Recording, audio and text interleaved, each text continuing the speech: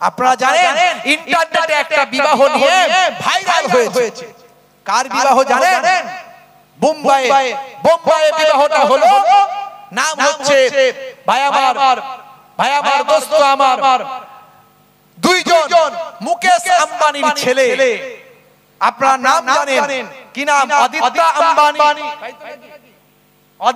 আম্বানি আর নীতা আম্বানি ওর মা। ভাইরা আমার, তরুণ যুবকেরা আমার, আর রাধিকা মার্চেন্ট। এই বিবাহ হলো, এই বিবাহতে ৭,০০০ কোটি টাকা খরচা হয়েছে। কত কোটি টাকা? ৭,০০০ কোটি টাকা। মুকেশ আম্বানি কত টাকার মালিক জানেন? ১১৫ বিলিয়ন মার্কিন ডলার। মানে কত হাজার কোটি বলা মুশকিল। আর এই যে জিও মিও হাবি জাবি সব করছে, বুঝতে পারছেন? বাজার সব ধরে নিচ্ছে, ঠিক টাইমে বাড়িয়ে দিচ্ছে, সামলাও এবার ঠেলা, বুঝতে পারছেন? এখন লোক বলছে এই আপনার বিএসএনএল নেব, বুঝতে পারছেন? খুব লাইন কিছুদিন ধরে সরকারি জিনিস চাই, আবার কিছুদিন পরে আবার অন্য লাইন অফার দিলে মানুষ তো সুবিধা পাচ্ছে। ইসলামের বিবাহ হচ্ছে সরল, ছোট, সহজ। ইসলামের বিবাহ সহজ। অনেকে মনে করে বিয়ে করতে হবে, অনেক খরচা হবে, তাই বিয়ে করব পরে, এইভাবে তাদের যৌবনকে নষ্ট করছে, অশ্লীল পথে চলে যাচ্ছে।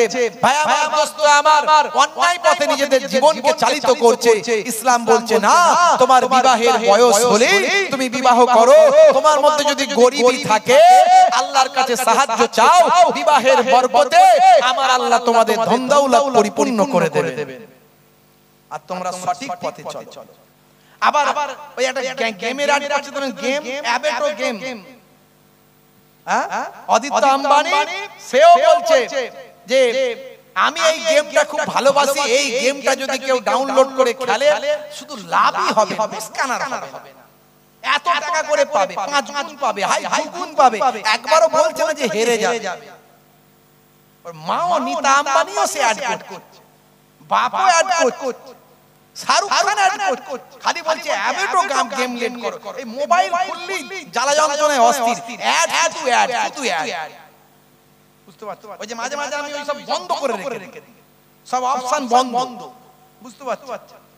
ভাইরা আমার, তরুণ যুবকেরা আমার, সচিন টেন্ডুলকারের মতো একজন ক্রিকেটার, সেও বলছে অ্যাবেটো ডাউনলোড করো, গেম লোড করো। আচ্ছা ভাই, সবাই যদি গেম লোড করে শুধু লাভ করবে, ইনকাম করবে, তাহলে দোকানদানি ব্যবসা বাণিজ্য করার দরকার নাই। গেম খেললেই তো সংসার চলবে, কথা ঠিক না? আরে গেম খেললেই তো ইনকাম হবে, কিন্তু হবে কি? হ্যাঁ, কোটি কোটি লোকের লস হয়ে যাবে। খালি লোড করবে, দেখবে খেলতে তো পারবে না, লাভও পাবে না, সব লস হয়ে গেল।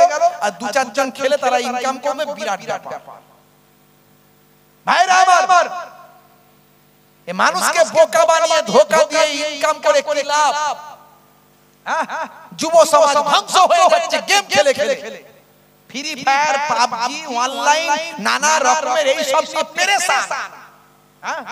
কাজ নাই, কর্ম নাই, পড়াশোনা নাই, ব্যবসা নাই। ভাই আমার, পিতা মাতার অবাধ্য, রাত দিন শুধু কম্বলের ভিতরে, চাদরের ভিতরে দরজা লাগিয়ে দিয়ে সব জায়গাতে, কোথায় বাঁশ বাগানের ধারে, পুকুরের পারে, নদীর ধারে, সব জায়গাতে শুধু গুলি চালিয়ে যাচ্ছে। ঢিডি ঢিডি ঢিডি ঢিডি ঢিডি ঢিডি। কি রে ভাই? বলছে ফ্রি ফায়ার, পাবজি খেলছে, বলে বিরাট ইনকাম হচ্ছে ওখান থেকে, বুঝতে পারছো? হাই রে হাই, আমি এর আগে বলেছি এই অনলাইন গেমগুলো খেলা হারাম। আজও বলে যাচ্ছি হারাম। বলবেন কি করে? কারণ এটা হলো নেশা। আল্লাহর নবী বলেছেন কুল্লু মুসকিরিন হারাম, প্রত্যেক নেশা হলো হারাম। কোরআন মাজিদে আল্লাহ রাব্বুল আলামিন বলেছেন ইন্নাল মুবাসসিরিনা কানু ইখওয়ানাশ শায়াতিন। যারা অপচয় খরচা করে, অপচয় যারা নষ্ট করে, ব্রেন নষ্ট, বুদ্ধি নষ্ট, সময় নষ্ট, পয়সা নষ্ট, ইন্টারনেট নষ্ট, ভাই আমার মোবাইলের চার্জ নষ্ট, এই অপচয় যা করছে, আল্লাহর কোরআন বলছে এরা সব শয়তানের ভাই। যারা গেম খেলো, আজ থেকে সব ডিলিট করো। বন্ধুরা আমার, মুকেশ আম্বানি তারা তো ব্যবসায়ী, তারা তো ব্যবসায়ী, ব্যবসা করবে। আপনি জানেন 6খানা ফুটবল গ্রাউন্ডের মতো জায়গা নিয়ে বাড়ি মুকেশ আম্বানির মুম্বাই, বুঝতে পারছেন? আর বাড়িটা হলো 27 তলা। কত তলা? 27 তলা। ওই বাড়ির উপরে 3খানা হেলিকপ্টার একসঙ্গে নামতে পারবে, 3টে হেলিপ্যাড, হেলিকপ্টার 3খানা নামতে পারবে একসঙ্গে। ঝুলন্ত বাগান আছে, ঝুলন্ত বাগান, আকাশ থেকে ঝুলে আছে বাগান, আকাশ থেকে ঝুলে আছে ঝর্ণা। সারা পৃথিবীর নামি দামি সেলিব্রিটিদের সব দাওয়াত করেছিল বিয়েতে, ছেলের বিয়েতে। 3খানা স্পেশাল ফ্লাইট, স্পেশাল জেট, 3খানা স্পেশাল জেট সারা বিশ্বের বিভিন্ন সেলিব্রিটিদের শুধু নিয়ে আসা নিয়ে যাওয়া করেছে। এর জন্য ঘন্টায় 7,000 টাকা করে নিয়েছে, 7 লাখ টাকা করে নিয়েছে এক ঘন্টায়। 1 ঘন্টায় 7 লাখ টাকা। এই প্লেনগুলো সেলিব্রিটিদের নিয়ে আসবে। কারা কারা এসেছিল জানেন? কে আসেননি এটা বলেন? কে আসেনি এটা বলেন? ভারতের প্রধানমন্ত্রী থেকে শুরু করে অন্যান্য জায়গার মুখ্যমন্ত্রী থেকে শুরু করে একেবারে জোয়ান সিনহা থেকে শুরু করে টনি ব্লেয়ার থেকে শুরু করে মাইক টাইসন থেকে শুরু করে আপনার কি বলবো, আর কজনের নাম বলবো, শাহরুখ খান, সলেমান খান থেকে শুরু করে এমন কোন সেলিব্রিটি ছিল না যে সেখানে এসেছিল। দুটো ইউটিউবার শুনলাম, এই ভাইরা যেমন ইউটিউব করে, এরা তো দিনের খেদমত করছে। আরো অনেক ইউটিউবার আছে, তারা বিভিন্ন রকম কাজ করে। বলে এই সুযোগে একবার আম্বানির ঘরে ঢুকে যায়, যদি বিয়ে বাড়িতে খাওয়াও হবে, দেখাও হবে, খবরও হবে। বলছে দেখি কার্ড, দেখি দাওয়াত পেয়েছিলে?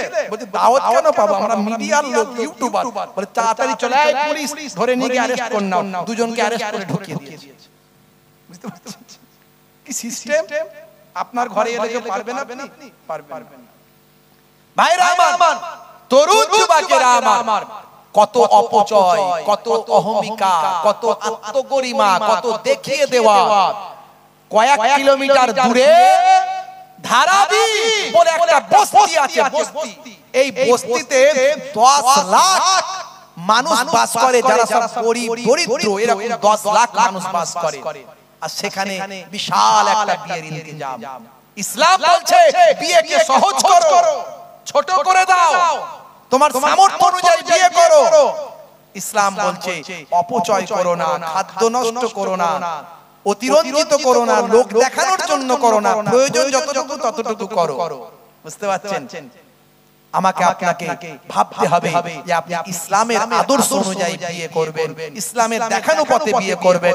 শেরে খোদা আলী মুর্তজা কারামাল্লাহু ওয়াজহু যখন বিবাহ করেছিলেন আম্মা জান ফাতেমাতুজ জোহরা রাদিয়াল্লাহু তাআলা আনহাকে, শেরে খোদা আলীকে নবী জিজ্ঞাসা করলেন, আলী তোমার কি আছে আমার ফাতেমাকে যে বিবাহ করবে? ইয়া রাসূলুল্লাহ, আমার কিচ্ছু নাই, কিচ্ছু নাই। একটা যুদ্ধ থেকে পাওয়া, যুদ্ধ লব্ধ একটা বর্ম শুধু আছে আমার। আপনি দিয়েছিলেন একটা বর্ম, সেই বর্মটা আছে, যুদ্ধের পোশাক, যুদ্ধের পোশাক। আল্লাহর নবী বললেন, আলী চিন্তা করো না, রুজির মালিক আল্লাহ, আমার আল্লাহ তোমার রুজি দিয়ে দেবেন। যাও ওই বর্মটা বিক্রি করে দিয়ে যে পয়সা পাবে সেটা দিয়ে বিয়ের কাজে ব্যবহার করবে। জোরে বলুন সুবহানাল্লাহ। খুব সংক্ষেপে আজকে একটু শুহাদা হুজুরদের নিয়ে আলোচনা। মূল কথা হলো শুহাদা হুজুররা তারা শাহাদাতের পানি পান করেছে আমাদেরই জন্য, আমাদের নাজাতের জন্য। নবীর নওয়াসারা যদি দোয়া চাইতেন সঙ্গে সঙ্গে দোয়া কবুল হতো। তারা যদি বাঁচতে চাইতেন আল্লাহ তাদের জিন্দা রাখতেন। যেখানে আউলিয়ায়ে কেরামরা দোয়া চাইলে দোয়া কবুল হয়, সেখানে নবীর কলিজার টুকরা নাতি যে দয়ার নামে আগুনের ইশারায় আকাশের চাঁদ দুখানা করেছে, যে দয়ার নামে আগুনের ইশারায় ডোবা সূর্যকে আবার মাগরিব থেকে আসরের জায়গায় ফিরিয়ে দিয়েছে, সেই দয়ার নবী যদি দোয়া চাইতেন নাতিদের জন্য, আমার আল্লাহ তাদের তাকদীরকে পাল্টে দিতেন। কিন্তু না, আমার আপনার নবী সবর করেছেন, ধৈর্য ধারণ করেছেন। আমার আল্লাহ জানিয়ে দিয়েছিলেন, হে আমার বন্ধু, আপনার নাতিদের দেখিয়ে কাল কিয়ামতের দিনে আপনি আপনার কোটি কোটি গুনাহগার উম্মত উম্মতিকে নাজাত করাতে পারবেন। জোরে বলুন সুবহানাল্লাহ। হে তরুণ যুবকেরা, হে আমার বন্ধুরা, শুনে রেখে দিন বাবা, জেনে রেখে দেন। খুবই সংক্ষেপে বলবো, ছোট্ট করে আলোচনাটা করে দেব বাবা, একটুখানি মনোযোগ দিয়ে শুনবেন। এ টু জেড বলে দেব, পুরো সুহাদা হুজুরদের ঘটনাটা সংক্ষেপে বলবো, বাদ দিয়ে বলবো। ডিটেইলস যদি বলতে চাই ঘন্টার পর ঘন্টা সময় লেগে যাবে, অত সময় আমি আপনাদের মাঝখানে নেব না। ইন্টারনেটে আমার আলোচনা আছে প্রায় 2 থেকে 3 ঘন্টা। কারবালা হুজুরদের আলোচনা আছে, সুহাদা হুজুরদের আলোচনা আছে, আপনারা শুনে নেবেন। ভাইরা আমার, তরুণ যুবকেরা আমার, আজকে আমি সংক্ষেপে খুবই ছোট্ট করে এ টু জেড আলোচনাটা আপনাদের মাঝখানে করি। হে তরুণ যুবকেরা, আল্লাহর নবী 622 খ্রিস্টাব্দে মক্কা ছেড়ে মদিনা শরীফের দিকে হিজরত করেন। মদিনার আগের নাম ছিল ইয়াসরাব। দয়ার নবী হিজরত করার পরে মদিনার নামটা হয়ে গেল মদিনাতুল মুনাওয়ারা। মদিনা মানে হলো শহর, আর নূরওয়ালা, মুনাওয়ারা মানে নূরওয়ালা, জ্যোতির্ময় শহর। আমার নবীর কদম মোবারক পেয়ে ইয়াসরাবের নাম পাল্টে গিয়ে নূরওয়ালা মদিনা হয়ে গেল। হে তরুণ যুবকেরা, যেদিন আমার নবী মক্কা ছেড়ে মদিনায় হিজরত করেছিলেন, সেই দিন থেকে হিজরি সন শুরু হয়েছিল। হযরত ওমর ফারুক রাদিয়াল্লাহু তাআলা আনহু মুসলিম জাহানে দ্বিতীয় খলিফা যখন হয়েছিলেন, তখন থেকে তিনি হিজরি গণনা সন, ভাই আমার হিজরি গণনা তারিখটা সেদিন সে তখন থেকে হিসাব শুরু করেছিলেন। আল্লাহর নবী হিজরত থেকে হিজরি গণনা সন শুরু হয়ে যায়, হিজরি বছর শুরু করা হয়। হে তরুণ যুবকেরা, হে আমার বন্ধুরা, আল্লাহর নবী হিজরত করার পরে মদিনা শরীফে যাওয়ার পরে তৃতীয় হিজরিতে, অর্থাৎ নবী যাওয়ার 3 বছর পর আল্লাহ রাব্বুল আলামিন আম্মা জান ফাতেমার কোলে একটা ঝলমলে নূরওয়ালা পুত্র সন্তান পাঠান। ওই পুত্র সন্তান শেরে খোদা আলীর ঘরকে আলোকিত করে। ওই সন্তানটার নাম হলো দয়ার নবী, নাম রাখলেন ইমাম হাসান। হে তরুণ যুবকেরা, দয়ার নবী আমার হাসান নাম রেখে দিলেন। বন্ধুরা আমার, তরুণ যুবকেরা, আমার আল্লাহর পক্ষ থেকে তাদের সবকিছু আগে আমার আল্লাহ নির্ধারণ করে দিয়েছিলেন। হে তরুণ যুবকেরা, তৃতীয় হিজরিতে ইমাম হাসান রাদিয়াল্লাহু তাআলা আনহুর জন্ম হলো। সেদিন দাইমা ছিলেন আসমা, সাদা কাপড়ে জড়িয়ে সুন্দর নূরওয়ালা চেহারা, নূরের বাচ্চা, চকচকে বাচ্চা, জ্যোতির্ময় বাচ্চাকে দয়ার নবীর কোলে দিলেন। দয়ার নবী আমার ইমাম হাসান হুজুরকে কোলে নিয়ে দয়ার নবী আমার বরকতের জন্য দোয়া চাইলেন। বন্ধুরা আমার, তরুণ যুবকেরা আমার, চতুর্থ হিজরি এলো পরের বছর। আবার ঠিক একইভাবে আমার রব্বুল আলামিন আল্লাহ তাআলা আম্মা জান ফাতেমাতুজ যোহরা রাদিয়াল্লাহু তাআলা আনহার ঘরকে আলোকিত করে আম্মা জানের কোলে হযরতে আলী মুর্তজার ঘরেতে আরেকটা নূরওয়ালা জ্যোতির্ময় আলোওয়ালা আল্লাহ সন্তান কলিজার টুকরা বাচ্চা পাঠালেন। ওই বাচ্চাটাকে এবারও দাইমা ছিলেন আসমা, আবার সাদা কাপড়ে জড়িয়ে আল্লাহর নবীর কাছে পেশ করা হলো। নবী আবার দয়ার নবী ছোট্ট বাচ্চাটিকে কোলে নিয়ে বরকতের দোয়া চাইলেন, আর নাম রাখলেন হোসেন, নাম রাখলেন হযরতে হুসাইন। হে তরুণ যুবকেরা, আল্লাহর নবী ইমাম হুসাইন রাদিয়াল্লাহু তাআলা আনহুর নামটা নবী আমার রেখে দিলেন। অনেক ঘটনা, বাচ্চারা ছোট থেকে বড় হয়, মদিনা শরীফে বড় হতে লাগলো। হে তরুণ তরুণ যুবকেরা, হে আমার বন্ধুরা, বাচ্চারা ছোট থেকে বড় হতে লাগলো বাবা, একটু একটু করে বড় হতে লাগলো। নাতিদের নবী আমার বড় ভালোবাসতেন গো, বাচ্চাদের বড় প্যার নবী আমার করতেন। বাচ্চাদের ভালোবাসা আপনার আমার দায়িত্ব, এটা হলো নবীর দেখানো সুন্নাত।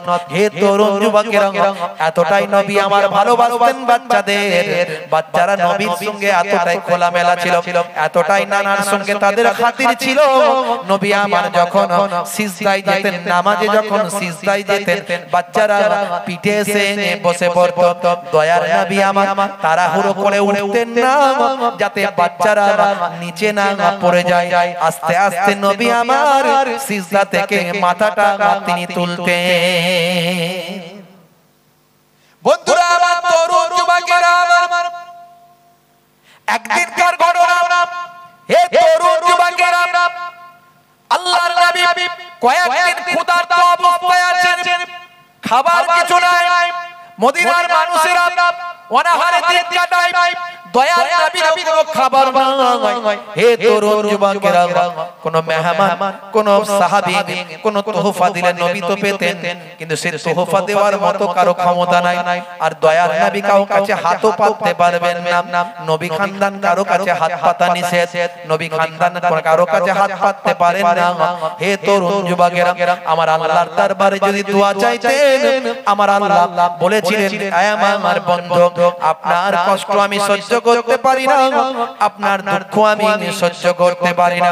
আপনি যদি ধনী হতে চান, আপনি যদি ধন দৌলতের মালিক হতে চান, তাহলে আমি আল্লাহ আপনার জন্য মক্কার পাহাড় পর্বতগুলোকে, মদিনার পাহাড় পর্বতগুলোকে, এই আরবের পাহাড় পর্বতগুলোকে আমি আপনার জন্য সোনা রূপায় পরিণত করে দেব। সেদিন আমার নবী বলেছিলেন, না না না, আমার মাবুদ আল্লাহ, আমার সোনা আর রূপা পর্বত আমার চাই না, আমি ধনী হতে চাই না, আমি সম্পদশালী হতে চাই না। তার কারণ হলো কাল কিয়ামত পর্যন্ত আমার কোটি কোটি উম্মত উম্মতি আসবে, যারা বড় অসহায় হবে, যারা বড় দুঃখী হবে, যারা বড় গরীব হবে, যারা বড় দরিদ্র হবে, যারা অনাহারে অর্ধাহারে দিনটা কাটাতে লাগবে।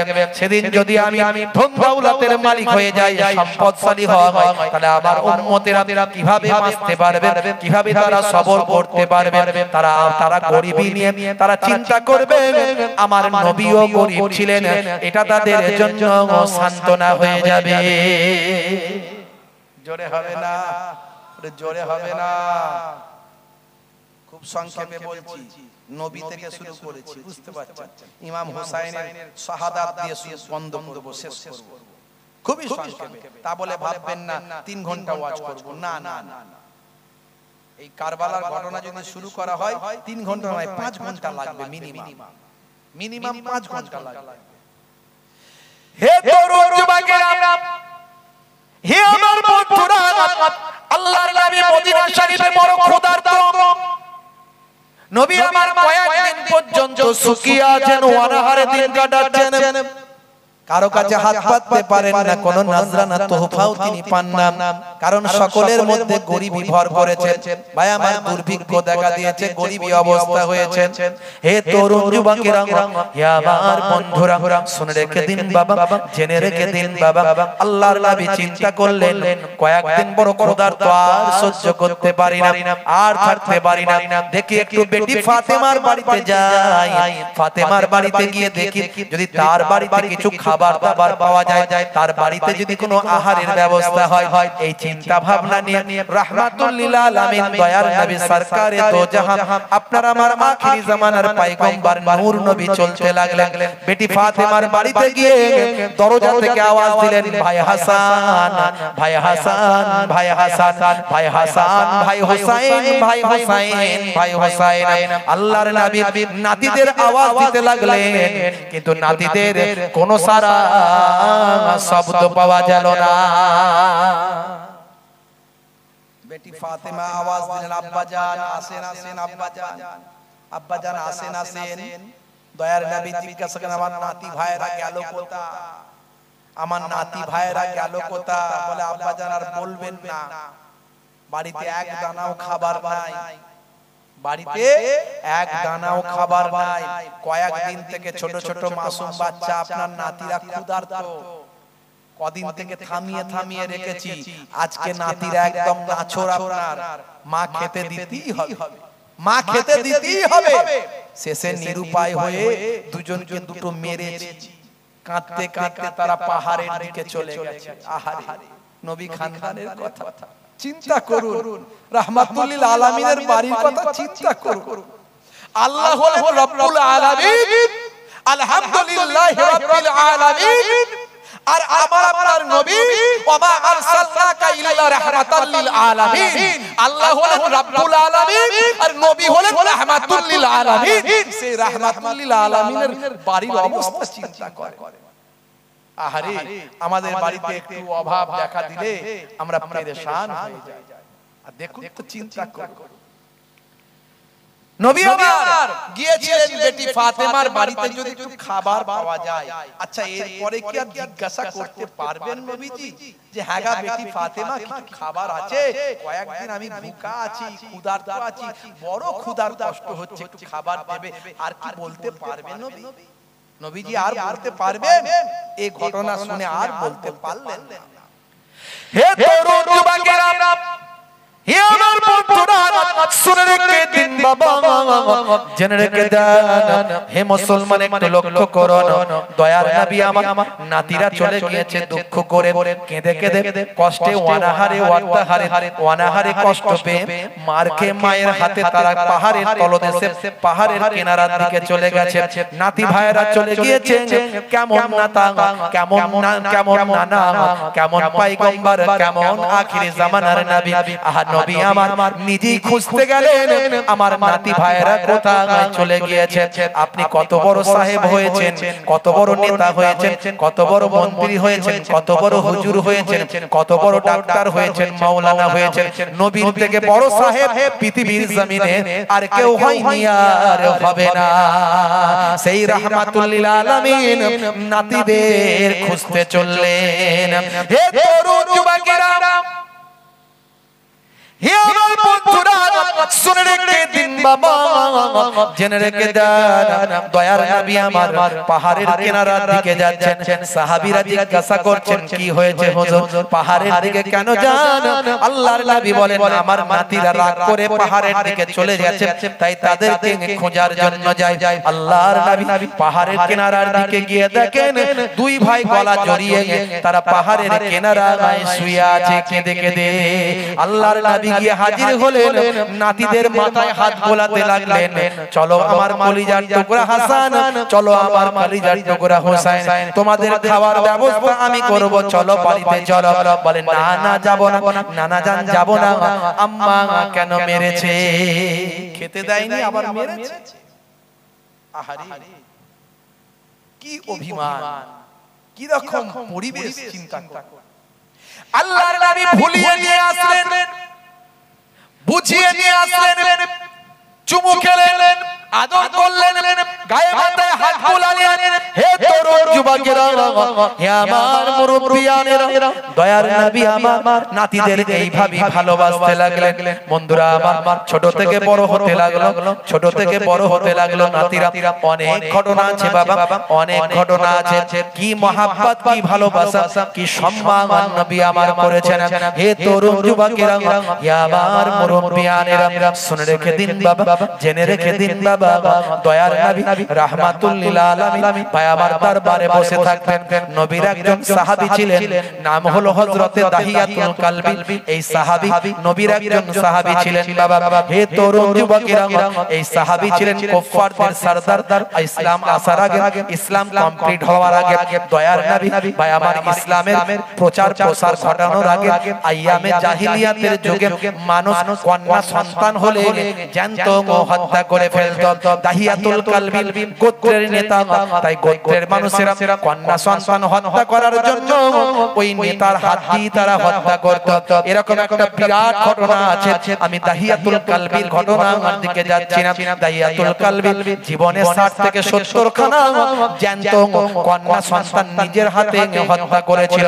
কন্যা সন্তান তৎকালীন যুগে মানুষ হত্যা করত, তার কারণ হলো কন্যা বড় হলে তাকে বিবাহ দিতে হবে, জামাইয়ের কাছে সম্মান নষ্ট হবে।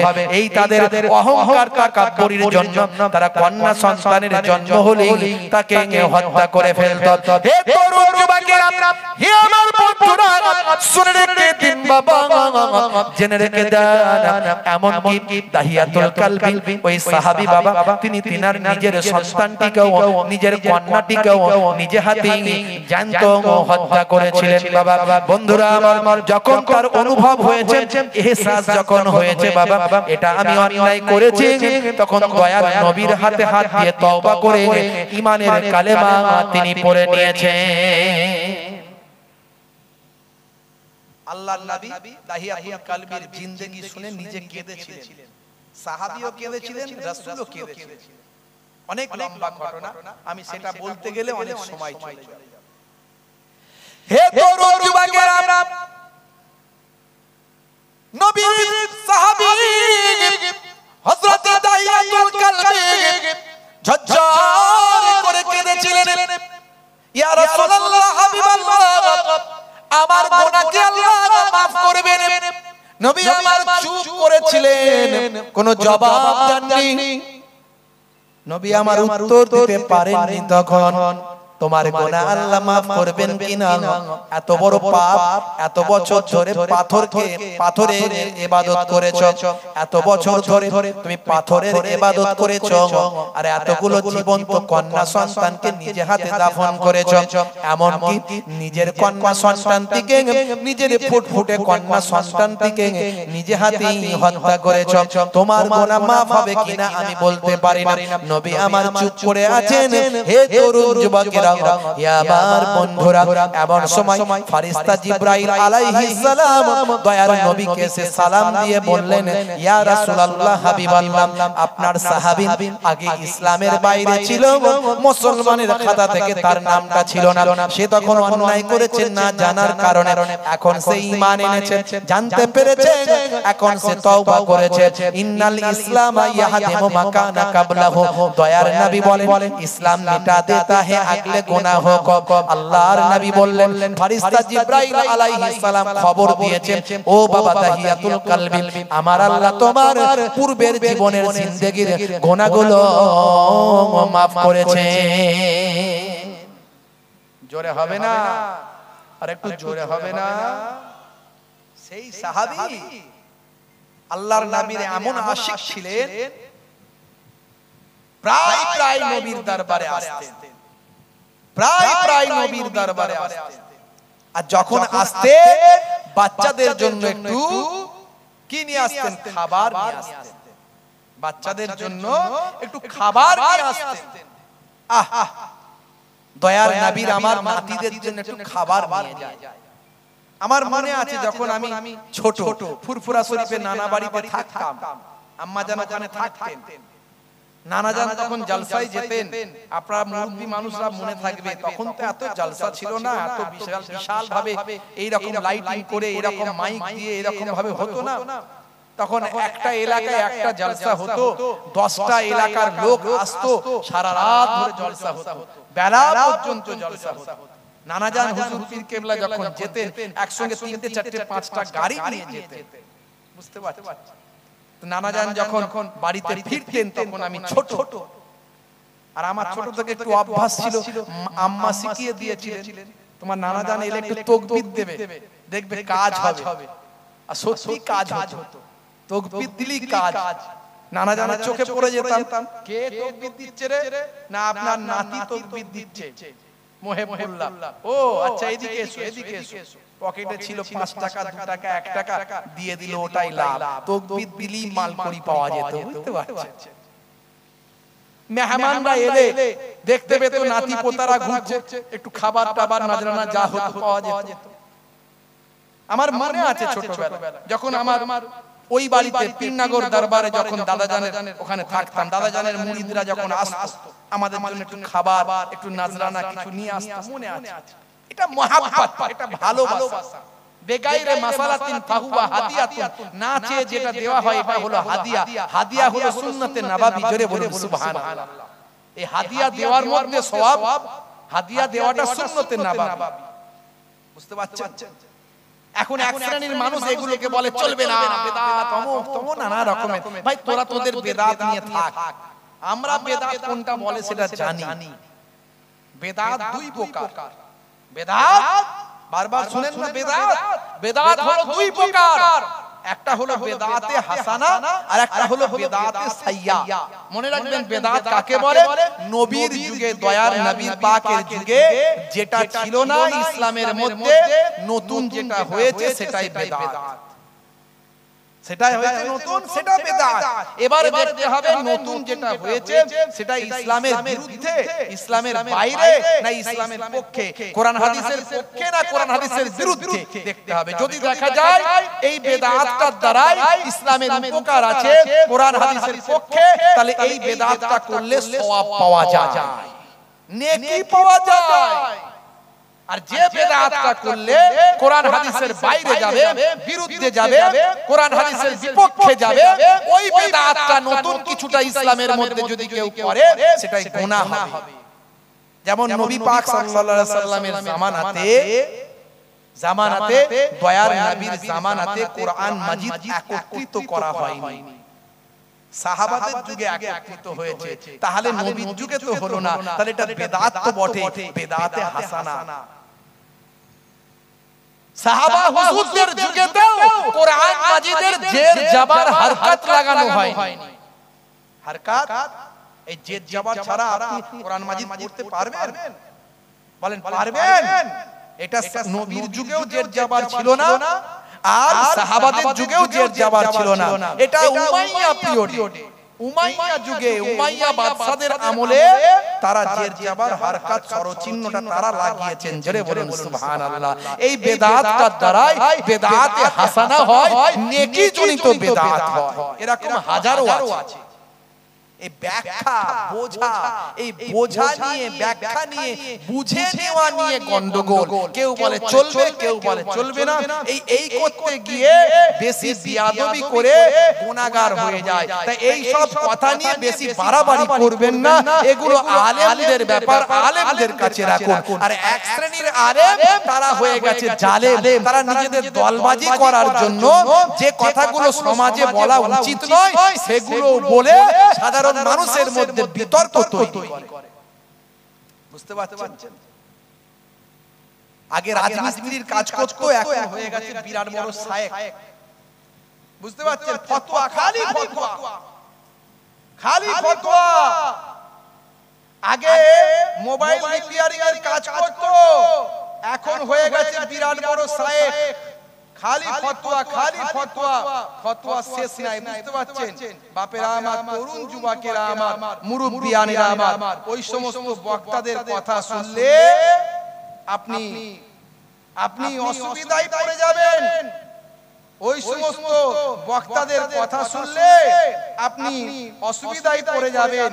ভাইরা আমার, তরুণ যুবকেরা আমার, মুরব্বিয়ানেরা আমার, ভাইরা আমার, শুনে রেখে দেন, জেনে রেখে দেন। ওই সমস্ত বক্তাদের কথা শুনলে আপনার ঈমানের খাতরা এসে যাবে, আপনার ঈমানটা চলে যেতে পারে।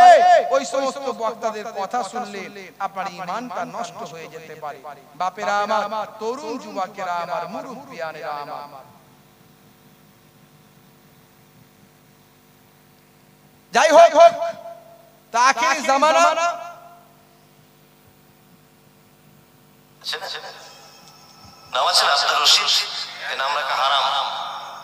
আবার বলছি, এক ধরনের বক্তা বেরিয়েছে বাবাজি, বলছে কি বলছে নাম রেখেছেন আব্দুর রশিদ, আছে না নাম আছে আব্দুর রশিদ, এই নাম রাখা হারাম, চলবে না। বক্তা ফতোয়া দিচ্ছে একদম নাই। গোলাম মাহমুদ নাম আছে না, আছে, নাম রাখা হারাম, চলবে না। জাহাঙ্গীর নাম আছে, চলবে না।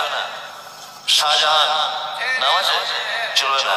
ইয়াসিন চলবে না, এসব নাম রাখা চলবে না। যে নামের অর্থ হয় না সে নাম রাখা ইসলামে নাজায়েজ, চলবে না। আল্লাহর নামের আগে আব্দু শব্দ লাগানো যাবে। আল্লাহর নাম রশিদ, আল্লাহ নাম আছে নাকি? নাই। এই নামগুলো খুব সাবধান। বলছে আল্লাহর নাম রশিদ আছে নাকি? বলছে নাই। আল্লাহর নাম নাকি আব্দুর রশিদ, আল্লাহর নাম নাকি আর রশিদ নাই। মানে আল্লাহর নাম যে রশিদ আছে এটাও জানে না, এটাও খোঁজ খবর রাখে না। আপনি কোরআন মাজিদটা গিয়ে খুলবেন, দেখবেন আল্লাহ রাব্বুল আলামিনের 99টা কি আছে? সিফাতি নাম আছে, গুণবাচক নাম। তার মধ্যে দেখবেন আর রশিদ আল্লাহর নাম আছে। এ বলছে আর রশিদ নাম রাখা চলবে না, রশিদ নাম রাখা চলবে না, আব্দুর রশিদ নাম রাখা চলবে না। তারপর তো আরো সব বলে দিল, ইয়াসিন নাম রাখা যাবে না। তাহলে ইয়াসিন নাম রাখা যাবে না গিয়ে বলো না। ভাইরা আমার, তরুণ যুবকেরা আমার, তাহলে আখেরি জামানা কত ধরনের ফতোয়া বের হচ্ছে। আমি কারো নাম বলছি না, একটু সাবধান করার জন্য আপনাদের শোনালাম, বুঝতে পারছেন? হে তরুণ যুবকেরা, হে আমার বন্ধুরা, শুনে রেখে দিন বাবা, জেনে রেখে দেন। হে মুসলমান, একটু লক্ষ্য করুন বন্ধুরা আমার, তরুণ যুবকেরা আমার, আল্লাহর নবীর ওই সাহাবী বাবা নাম হলো হযরত দাহিয়াতুল কালবি। ওই দাহিয়াতুল কালবি সাহাবী যখন দয়ার নবীর দরবারে যখন আসতেন, ইমাম হাসান আর ইমাম হুসাইন রাদিয়াল্লাহু তাআলা আনহুমা হুজুরদের জন্য একটু খাবার নিয়ে আসতেন। হে তরুণ যুবকেরা, হে আমার বন্ধুরা, বাচ্চাদের সঙ্গে এমন মহব্বত, বাচ্চাদের সঙ্গে এমন খাতির হয়েছিল, বাচ্চাদের সঙ্গে এমন লাগোটা হয়ে গিয়েছিল, যেদিন খাবার দিতে ভুলে যেত সেদিন বাচ্চারা সাহস করে দুই ভাই দুই পকেটে গিয়ে হাত গলিয়ে খাবারটা বের করে নিতেন। এইভাবে চলতে লাগলো। হে তরুণ যুবকেরা, হে আমার বন্ধুরা, শুনে রেখে দিন বাবা, জেনে রেখে দিন বাবা, ভাই আমার, দোস্ত আমার, একদিনকার ঘটনা দেখা যায়। হযরতে ফেরেশতা জিবরাইল আলাইহিস সালাম দাহিয়াতুল কালবি ওই সাহাবীর চেহারা ধরে দয়ার নবীর খিদমতে এসেছেন। মনে রাখবেন বাবা, জিন এবং ফেরেশতারা যে কোনো সময় যে কোনো রূপ ধারণ করতে পারে। জিন এবং ফেরেশতারা যে কোনো সময় যে কোনো রূপ ধারণ করতে পারে। ফেরেশতা জিবরাইল আলাইহিস সালাম সাহাবীর চেহারা ধরে রাসূলের দরবারে এসেছেন। হে তরুণ যুবকেরা, হে আমার বন্ধুরা, শুনে রেখে দিন বাবা, জেনে রেখে দেন। এমন সময় সাহাবীর চেহারা ধরে যখন দয়ার নবীর দরবারে যখন এসেছেন, বাচ্চারা চিন্তা করছে আজকে মনে হয় নানা জানের ওই সাহাবী খাবার দিতে আমাদের ভুলে গেছে। যেদিন খাবার দিতে ভুলে যাই সেদিনে আমরা তো পকেট থেকে বের করে নিই হযরত ইমাম হাসান, হযরত ইমাম হুসাইন রাদিয়াল্লাহু তাআলা আনহুমা, দুইজন ছোট ছোট বাচ্চা, 5 বছর 6 বছর করে বয়স, দুই ভাই মিলে যুক্তি করে নিয়ে সেই সময় টুক টুক টুক টুক করে গিয়ে রাসূলের সামনে বসে আছেন ফেরেশতা জিবরাইল আলাইহিস সালাম। দুই ভাই দুই পকেটে হাতটা সোজা গলিয়ে দিয়েছেন। জিবরাইল ফেরেশতার পকেটে হাত গলিয়েছে, জিবরাইল ফেরেশতা অবাক হয়ে গিয়েছেন। মানুষের সূরাতে দাহিয়াতুল কালবির চেহারায় আল্লাহর নবীর সামনে বসে আছেন, অবাক হয়ে গিয়ে দয়ার নবীর দিকে বলতে থাকেন, ইয়া রাসূলুল্লাহ, হাবিবাল্লাহ, বাচ্চারা কি আমার পকেটে হাত গলাচ্ছে, কি এমন জিনিস খুঁজছে? আল্লাহর নবী বললেন, ভাই জিবরাইল, কিছু মনে করবেন না, আপনি আল্লাহর জালিল ও কদর সম্মানীয় ফেরেশতা, বাচ্চারা তো আপনাকে চেনে না। আর আজকে আপনি যে পোশাক, যে চেহারা, যে সূরাতে এসেছেন, এটা আমার একজন সাহাবীর চেহারা ধরে এসেছেন। আর ওই সাহাবীর সঙ্গে বাচ্চাদের বিরাট সম্পর্ক। এলেই খাবার নিয়ে আসে, আর দিতে দেরি হলে বাচ্চারা পকেটে হাত গলায়। আর আজকে আপনি এসেছেন সেই চেহারা ধরে, বাচ্চারা তো আর বোঝে না, তারা মনে করেছে নানা জানের ওই সাহাবী এসেছেন খাবার দিচ্ছে না, পকেটে হাত গলিয়েছে। কিছু মনে করবেন না, আপনি আল্লাহর এত বড় গুরুত্বপূর্ণ ফেরেশতা জিবরাইল আলাইহিস সালাম, সমস্ত নবীদের কাছে আপনি ওহী নিয়ে এসেছেন, কত মর্যাদা আল্লাহ আপনার দিয়েছেন, অথচ বাচ্চারা তো জানে না। হে তরুণ যুবকেরা, হে আমার বন্ধুরা, শুনে রেখে দিন বাবা, জেনে রেখে দেন, ফেরেশতা জিবরাইল আলাইহিস সালাম আল্লাহর নবীকে বললেন, ইয়া রাসূলুল্লাহ হাবিবাল্লাহ, একটুখানি বাচ্চাদের থামিয়ে রাখুন, আমি এখনি যাব আর আসব। আল্লাহর নবীর কাছ থেকে ফেরেশতা জিবরাইল আলাইহিস সালাম তিনি গায়েব হয়ে গেলেন, কয়েক মুহূর্তের মধ্যে চলে গেলেন, কয়েক মুহূর্তের মধ্যে এসে হাজির হলেন। এসে হাজির হয়ে টাটকা কিছু ফল নিয়ে আল্লাহর নবী নুরানি হাতেতে দিয়ে দিলেন, নুরওয়ালা হাতেতে দিয়ে বললেন, ইয়া রাসূলুল্লাহ হাবিবাল্লাহ, আজকে আপনি বাচ্চাদের কোলে বসিয়ে দুই বাচ্চাকে আপনি খাবারটা খাওয়াতে থাকবেন, আর আমি জিবরাইল ফেরেশতা আমি বাচ্চাদের খাবার খাওয়াবো, দেখতে থাকব। তাই হলো আল্লাহর নবী হযরতে ইমাম হাসান, ইমাম হুসাইন রাদিয়াল্লাহু তাআলা আনহুমা হুজুরদের ডাকলেন, ও নাতিরা, নানু ভাই, এদিকে এসো, এদিকে এসো, এসো এসো, তোমরা খাবার খুঁজছিলে, খাবার দেওয়া হয়েছে, খাবার নিয়ে আসা হয়েছে, এসো এসো। কোলে বসালেন, দুই ভাইকে দুই জানুতে বসালেন, টুক টুক করে আঙ্গুরগুলো টুক টুক করে খাওয়াতে লাগলেন। ফেরেশতা জিবরাইল আলাইহিস সালাম বিভোর হয়ে সামনে বসে বসে এক দৃষ্টিতে দেখতে লাগলেন। আল্লাহর নবী বলেন, ভাই জিবরাইল, আপনি এভাবে এক দৃষ্টিতে দেখছেন, ব্যাপারটা কি?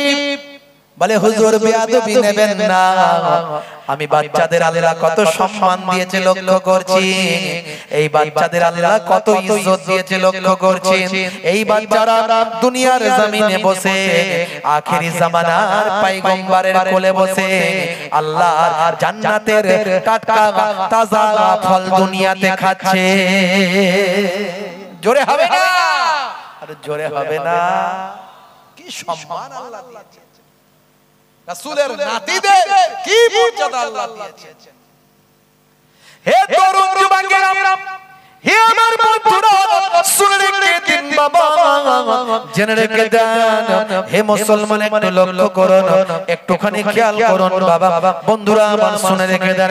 হযরতে জিবরাইল ফেরেশতা বললেন, তবে ইয়া রাসূলুল্লাহ হাবিবাল্লাহ, বাচ্চাদের জন্য দুটো দুঃখজনক কথা আছে, দুটো দুঃসংবাদ আছে। কি দুঃসংবাদ ভাই জিবরাইল? এমন সময় জিবরাইল ফেরেশতা চোখ ভরা পানি, বুক ভরা বেদনা নিয়ে তিনি বলতে লাগলেন, করুণ স্বরে বলতে লাগলেন, ইয়া রাসূলুল্লাহ হাবিবাল্লাহ, আপনার বড় নাতি হযরত ইমাম হাসান রাদিয়াল্লাহু তাআলা আনহুকে আপনারই জালেম উম্মতেরা, আপনারই নিষ্ঠুর উম্মতেরা খেতে না দিয়ে, পান করতে না দিয়ে তাকে শহীদ করে দেবে, খেতে না দিয়ে, পান করতে না দিয়ে বিষ পান করিয়ে শহীদ করে দেবে। তিনি যখন বিষ পান করে শহীদ হয়ে যাবেন, তার সারা শরীরটা সবুজ বর্ণের হয়ে যাবে। তারই জন্য আমার আল্লাহ তাআলা জান্নাতের ভিতরে আপনার বড় নাতির জন্য একটা সবুজ বর্ণের বালাখানা রেখে দিয়েছেন। তবে হ্যাঁ, আমার আল্লাহ আপনার বড় নাতির তাকদীরে এটা লিখে দিয়েছেন আর বলে দিয়েছেন, আল্লাহ জানিয়ে দিয়েছেন, আপনি নাসাবারি করবেন না, নাশুকরি করবেন না, ধৈর্যহারা হয়ে যাবেন না, নাসাবারি করবেন না, কারণ কাল কিয়ামতের দিনে আপনার নাতিদের দেখিয়ে আপনি আপনার কোটি কোটি গুনাহগার উম্মতিদের নাজাত করাতে পারবে। জোরে হবে না? জোরে হবে না? হে তরুণ যুবকেরা, ফেরেশতা জিবরাইল আলাইহিস সালাম বললেন, আপনার ছোট নাতির তাকদীরে কি আল্লাহ লিখেছেন শুনুন। ইয়া রাসূলুল্লাহ হাবিবাল্লাহ, আপনার ছোট নাতি হযরত ইমাম হুসাইন রাদিয়াল্লাহু তাআলা আনহু, তাকে আপনারই জালেম উম্মতেরা, আপনারই নিষ্ঠুর উম্মতেরা খেতে না দিয়ে, পান করতে না দিয়ে কারবালা ময়দানে সাবায়াবার ফোরাত নদীর পানি আটকে দিয়ে কারবালা ময়দানে খেতে না দিয়ে, পান করতে না দিয়ে তাকে শহীদ করে দেবে। তিনি যখন শহীদ হয়ে যাবে, তার সারা শরীরটা লালে লাল হয়ে যাবে। ফোরাত নদীর পানি সাপে খাবে, ব্যাঙে খাবে, পশু পাখি খাবে, দুশমনে খাবে, নবী বংশকে পানি পান করতে দেওয়া হবে না। আহলে বায়াতকে পানি পান করতে না দিয়ে শহীদ করে দেবে। তিনি যখন শহীদ হয়ে যাবেন তার সারা শরীরটা লালে লাল হয়ে যাবে। এরই বিনিময়ে আমার আল্লাহ তাআলা জান্নাতে একটা লাল বর্ণের লোহিত বর্ণের বালাখানা রেখে দিয়েছেন। ইয়া রাসূলুল্লাহ, হাবিবাল্লাহ, আপনি নাশাবারি করবেন না, ধৈর্য হারা হবেন না। আপনার নাতিদের জানিয়ে দেবেন, পরিবারের সবাইকে জানিয়ে দেবেন, নাশাবারি যেন না করে, ধৈর্য হারা যেন না হয়ে যায়। কারণ কাল কিয়ামতের দিনে হাসরের ময়দানে কোটি কোটি গুনাহগার উম্মতকে আপনার নাতিদের দেখিয়ে নাজাত করাতে পারবে। হে তরুণ যুবকেরা, হযরত জিবরাইল ফেরেশতা চলে গেলেন। দয়ার নবী আমার চোখ ভরা পানি, বুক ভরা বেদনা। আল্লাহর নবী সবর করলেন, ধৈর্য ধারণ করলেন। আম্মা জান ফাতিমা তুজ-জোহরা রাদিয়াল্লাহু তাআলা আনহার কাছে খবরটা গেল। আম্মা জান ফাতিমা তুজ-জোহরা রাদিয়াল্লাহু তাআলা আনহা সেই সময় ছুটে ছুটে পাগলিনীর মতো জননী মা, গর্ভধারিণী মা সন্তানের এই রকম মৃত্যুর খবর শুনে, সন্তানের এই রকম শাহাদাতের খবর শুনে মা আমার বিচলিত হয়ে গেলেন। ছুটে এসে আল্লাহর নবীর কাছে হাজির হলেন। আব্বা জান, আব্বা জান, আব্বা জান, ফেরেশতা জিবরাইল কি এমন সংবাদ দিয়ে গেল, কি খবরটা আপনাকে দিয়ে গেল? আমার সন্তানদের জন্য এমন কি সংবাদ দিয়ে গেল? আমার সন্তানেরা এমন কি করবে যার জন্য আপনার জালেম উম্মতেরা আমার সন্তানদের নিষ্ঠুরভাবে শহীদ করবে? আমি ফাতেমা তোমার ও পিতামহ, কি কথা আমায় তুমি শোনালে? আমি ফাতেমা তোমার ও পিতামহ, কি কথা আমায় তুমি শোনালে? করবে কি ভুল নাই যার মাসুল হাসান হুসাইনের জীবনে, হাসান হুসাইনের জীবনে, ও হাসান হুসাইনের জীবনে, হাসান হুসাইনের জীবনে। হে তরুণ যুবকেরা, আল্লাহর নবী বললেন, বেটি ফাতেমা ধৈর্য হারা হয়ে যেও না, সবর করো। আমার আল্লাহ জানিয়ে দিয়েছেন কাল কিয়ামতের দিনে হাসরের ময়দানে তোমার সন্তানদের, তোমার কলিজার টুকরা নাতিদের দেখে আমি কাল কিয়ামতের দিনে আমার কোটি কোটি গুনাহগার উম্মত উম্মতিদের নাজাত করাতে পারবো। আল্লাহুম্মা সাল্লি আলা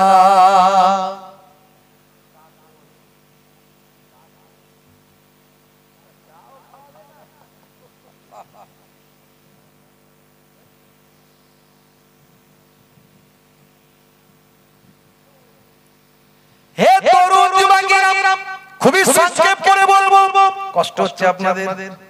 হ্যাঁ হুদান কষ্ট হচ্ছে কি? কারবালার ওয়াজ একটু শুনবেন? বাদশাহ দিয়ে বলবো 5 ঘন্টার ওয়াজ 1 ঘন্টায় শেষ, কিন্তু এ টু জেড বলে দিচ্ছি। বন্ধুরা আমার, তরুণ যুবকেরা আমার, মুরব্বিয়ানেরা আমার, আম্মা জান ফাতিমা তুজ-জোহরা রাদিয়াল্লাহু তাআলা আনহা চোখের পানি মুছে ফেললেন, মনকে শক্ত করে ফেললেন, মনকে শক্ত পাথর করে ফেললেন, চোখের পানি মুছে ফেললেন, ধৈর্য ধারণ করলেন, বলতে শুরু করলেন, আব্বা জান সবর করে নিলাম, সবর করে নিলাম, কিন্তু একটা কথা আপনার কাছে জানার আছে। কি কথা মা জানতে চাও?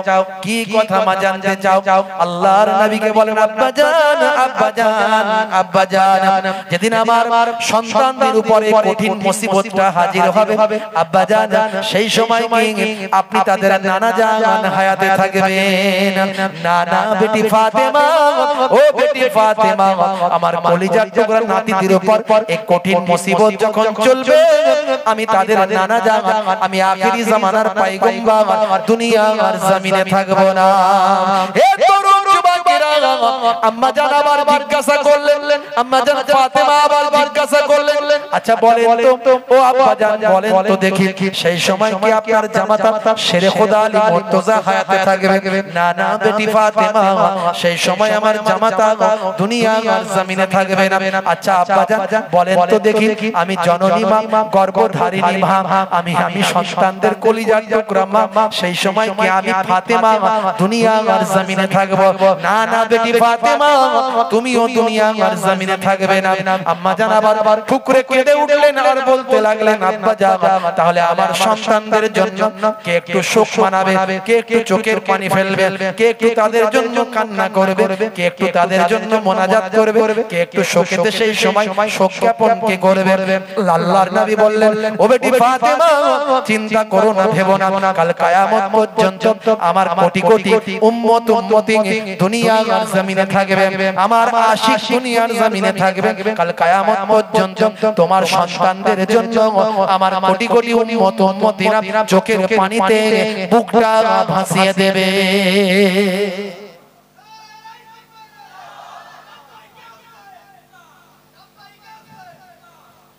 হে তরুণ যুবকেরা, হে আমার বন্ধুরা, শুনে রেখে দিন বাবা, জেনে রেখে দেন। তাই মুহররম মাস যখন আসে, মুহররম মাসে মানুষ ইমাম হাসান ইমাম হুসাইনকে ভালোবেসে তারা দান করতে থাকে, সাদকা করতে থাকে, বেশি বেশি তেলাওয়াত করতে থাকে, বেশি বেশি রোজা রাখতে থাকে, বেশি বেশি ভাই আমার নামাজটা পড়তে থাকে, ইমাম হাসান ইমাম হুসাইন হুজুরদের আলোচনা করতে থাকে, তাদের আদর্শকে মাথায় নিয়ে চলার প্রতিজ্ঞা করতে থাকে, তাদের জীবন জিন্দেগীর আলোচনা শুনতে থাকে।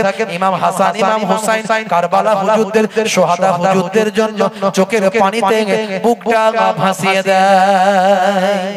তবে ইসলামে বলা হয়েছে কেমন শোক হবে, শোকটা কেমন হবে। এক শ্রেণীর মানুষ তারা শোক জ্ঞাপন করে। কি শোক জ্ঞাপন করে? দেখবেন রাস্তায় ভাই আমার হাতে গায়ে শিকল বেঁধে দৌড়াচ্ছে আর ইয়া হাসান ইয়া হুসেন করছে। দেখবেন লাঠি নিয়ে পিঠে দুমদাম করে পিটছে, রক্ত ঝরিয়ে ফেলছে, আছে না নাই? আবার দেখবেন তবলা বাজাচ্ছে, ঢোল বাজাচ্ছে, ডিজে বাজাচ্ছে, দেখবেন। আবার দেখবেন গায়ে রক্ত বের করছে, নিজের শরীর কেটে রক্ত বের করে ফেলছে, এরকম করছে। এটা ইসলামে শোক জ্ঞাপন করার পদ্ধতি নয়। তারা আবার হাদিস দেয়। কি হাদিস দেয়? বলে দয়ার নবী যখন ইন্তেকাল করেছেন তখন বাড়ির ভিতরে মায়েরা, মেয়েরা, বোনেরা তারা মাতম করেছে, তারা কেঁদেছে, তারা মুখে হাত চাপড়েছে, তারা কেঁদেছে। এমনকি মা আয়েশার কথাও বলে যে মা আয়েশাও নাকি তাদের মতো করে মুখে হাতে চাপড়ে আঘাত করে মাতম করেছে। এখন দেখতে হবে হাদিসটা কতটা সহি, হাদিসের রাবি কতটা সহি। হাদিসের অনেক ভাগ আছে, হাদিসের অনেক সোর্স আছে, সানাদ আছে। হাদিসের মধ্যে জাল আছে, মাউজু আছে, সহি আছে, হাসান আছে, বিভিন্ন হাদিসের ভাই আমার স্টেজ আছে, জানতে হবে। কিন্তু একেবারে সিয়াসিতা হাদিস, যে হাদিসকে পৃথিবীর সমস্ত আলেমরা বলেছেন সহি, এখান থেকে এরকম কোন পাওয়া যাবে না যে কেউ মারা গেলে তাকে বুকে হাতে চাপড়াতে হবে, বুকে আঘাত করতে হবে, রক্ত বের করা যাবে, এমন কোন সহি হাদিস আপনি পাবেন না। বরং বুখারী শরীফ এবং মুসলিম শরীফের হাদিসের মধ্যে এসেছে আল্লাহর নবী বলছেন, আমি ওই ব্যক্তি থেকে নয় যে কেউ মারা গেলে মাথা মুন্ডন করে ফেলে এবং বুক চাপড়ায়, কাপড় ছিঁড়ে ফেলে, এই রকম মানুষদের থেকে আমি নবী এদের দলে নয়, এরা আমার দলে নয়। এই রকম কেউ মারা গেলে বুক চাপড়ানো নিষেধ, মুখ চাপড়ানো নিষেধ, রক্ত বের করা নিষেধ। একেবারে আহলে সুন্নাহ ওয়াল জামাতের আলেমরা সকলে একমত। তাই আমরা শোক জ্ঞাপন করব, চোখের পানি ফেলব, মোনাজাত করব, কাঁদবো তাদের জন্য, বুঝতে পারছেন? তাদের জন্য তেলাওয়াত করব, তাদের জন্য সওয়াবরেসানি করব, তাদের জন্য মানুষকে খাওয়াবো, দান করব, মেহমানদারি করাবো, গরিব দুস্থদের দেব। ইমাম হুসাইন, ইমাম হাসান হুজুরদের, সোহাদা কারবালা হুজুরদের নিয়ে আলোচনা করব, তাদের জীবন জিন্দেগিকে নিজেদের জীবনে বাস্তবায়িত করব। এইভাবে আমরা শোক জ্ঞাপন করব। ভালো করে বুঝবেন বাবা, তরুণ যুবকেরা আমার, মুরব্বিয়ানেরা আমার, যদি ইমাম হুসাইন হুজুর ইন্তেকালের পরে যদি রক্ত বের করা জায়েজ হতো, তাহলে আমাদের নবী ইন্তেকালের পরে তাহলে জায়েজ কেন হতো না? আমাদের নবী ইন্তেকালের দিনে তাহলে তো আরো বেশি মানুষ রক্ত ঝরাতো, কথা ঠিক না? হে তরুণ যুবকেরা, সংক্ষেপ করে বলি, ছোট করে বলি, একটু ভাবুন। তাহলে সেই সোহাদা হুজুরদের নিয়ে আমরা আলোচনা করি। কেন সোহাদা হুজুরদের নিয়ে আলোচনা করব? এক শ্রেণীর মানুষ আবার বেরিয়েছে, তারা বলে এত সোহাদা হুজুরদের নিয়ে কেন আলোচনা করতে হবে?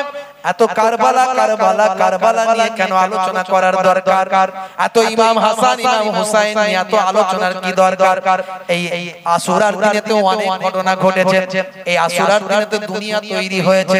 এই আশুরার দিনে তো আদম নবী জান্নাত থেকে বেরিয়ে এসেছেন। এই আশুরার দিনে তো অনেক ঘটনা ঘটেছে। ইব্রাহিম নবী নমরুদের কবল থেকে মুক্তি পেয়েছে, ভাই আবার মুসা কালিমুল্লাহ ফেরাউনের কবল থেকে নাজাত পেয়েছে। এত ঘটনা ছেড়ে দিয়ে শুধু কারবালা কারবালা নিয়ে আলোচনা কেন? হে তরুণ যুবকেরা, আমরা মুসা নবীর আলোচনা অন্য সময় করি, ঈসা নবীর আলোচনা অন্য সময় করি, কিন্তু মনে রাখবেন সমস্ত নবীদের নবী হলেন, সমস্ত নবীদের ইমাম হলেন আপনারা আমার আখেরি জামানার পয়গম্বর। সেই নবীর কলিজার টুকরা নাতিরা এই সময় শহীদ হয়েছিলেন। এই মুহররমের আশুরার দিনে সোহাদায়ে কারবালা হুজুররা নির্মমভাবে শহীদ হয়েছিলেন। আর এই শাহাদাতের মধ্যে দিয়ে ইসলাম का जिंदा হয়েছে। ইসলাম जिंदा होता है हर কারবালা के बाद। কারণ ইমাম হুসাইন হুজুরের হাত ধরে ইসলাম পুনরায় জিন্দা হয়েছে, নালে ইসলাম চলে গিয়েছিল এজিদের হাতে। এজিদ যেভাবে মানুষকে দিন শেখাচ্ছিল, তাতে সেই দিন আমরা এরকম পেতাম না। এই নামাজ, এই রোজা, এই কালেমা, এই তাসবিহ আমরা পেতাম না। এজিদের হাতে দিন চলে গিয়েছিল, কারণ এজিদ হয়ে গিয়েছিল খলিফা, কিন্তু ইমাম হুসাইন মেনে নেননি। মেনেছিলেন? যদি মানতেন তাহলে তাদের শহীদ হতে হতো না, কিন্তু নিজেদের জীবন দিয়েছেন। জীবন দিয়ে শহীদ হয়ে ইসলামকে হেফাজত করেছেন। জোরে বলুন সুবহানাল্লাহ।